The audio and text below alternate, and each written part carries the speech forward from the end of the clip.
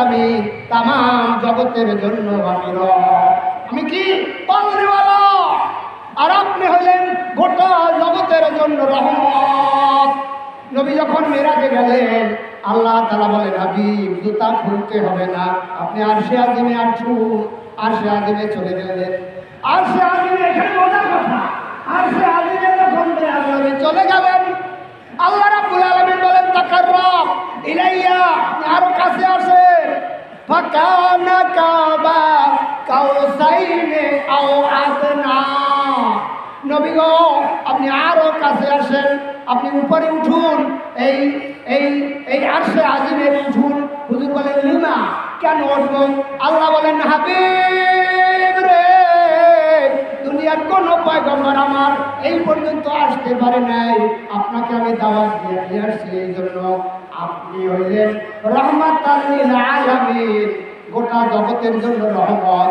আপনি যদি আমার এই আরশে আজিমে না ওঠেন, তাহলে আপনার রিসালাতের দায়িত্ব মোকাম্মেল হবে না, কমপ্লিট হবে না, পরিপূর্ণ হবে না। সেই জন্য নবী গো, আপনি আরশে আজিমের উপরে উঠুন। এবার দয়াল নবীকে বলেন, নবী গো, আপনি আমার ডান পাশে বসুন। আল্লাহ তাআলার ডান পাশে দয়াল নবীকে বসাইলেন। একটা মজার কথা বলবো আমি, যে কথা হয়েছে আল্লাহর সঙ্গে গোপন বৈঠকে, যেখানে কোনো জিবরাইল আমিনও ছিল না। গোপন বৈঠক, আমি আজকে আপনাদের মাঝে সেই জিনিসটা উপহার দেবো ইনশাআল্লাহ, মনে করাই দেব। তো আল্লাহ তাআলা বলেন, হাবিব আমার ডান পাশে বসুন। আল্লাহর নবী বলেন, রাআইতু রাব্বি আজ্জা ওয়া আজাল্লা ফি আহসানি সূরাতিহি। আমি আমার রবকে আমার পাশে যখন বসাইলে, আমি আমার আল্লাহকে উত্তম সূরাতে দেখেছি। এবার কথাবার্তা হবে। একটা কথা বলবো, ঈদের ময়দানে ঈদের কথাই বেশি বলা লাগবে, সেজন্য একটা কথা বলেই আমি মূল আলোচনায় যাব। হযরত আয়েশা সিদ্দিকা রাদিয়াল্লাহু তাআলা আনহাকে বলেন, আয়েশা রে, আজকে আমার কাছে তুমি যা চাইবা চাইবা। হযরত আয়েশা সিদ্দিকা রাদিয়াল্লাহু তাআলা মনে মনে ভাবলেন, আমি আল্লাহর কাছে কি চাইব, কি চাইতে পারি? আমার বয়স অল্প, 6 কিংবা 7 বছরের সময় বিবাহ হয়েছে, 9 বছরের সময় তুলে নিয়েছেন, তার বয়স আর কতটুকু?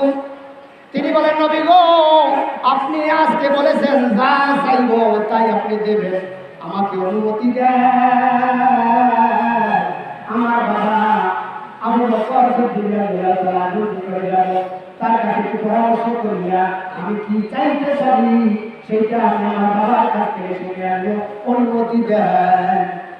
দাঁড়িয়ে বলেন, আয়েশা রে,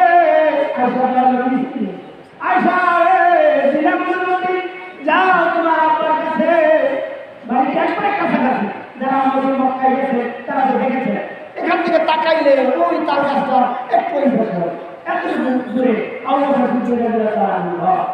ভাইরা আমার সেখানে চলে গেলেন।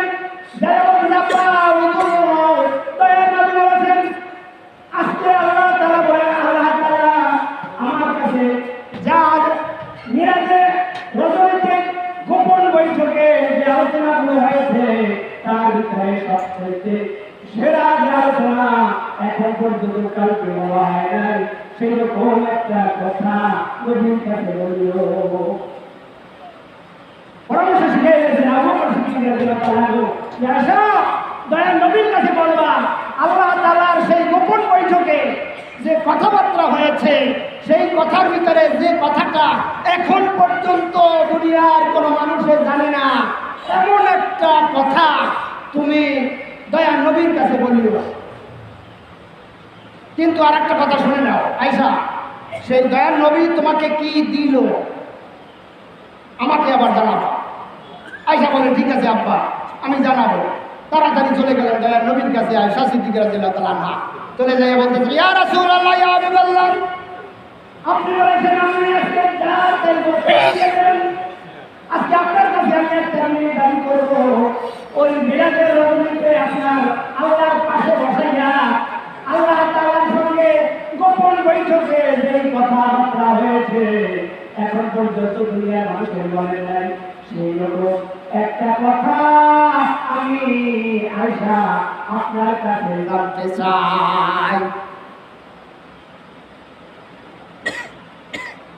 দয়া নবী বলেন, আয়সা রে, বুঝতে পেরেছি আমার সাহাবীদের মধ্যে এমন কোন মানুষ নাই যে চিকন বুদ্ধি রাখে।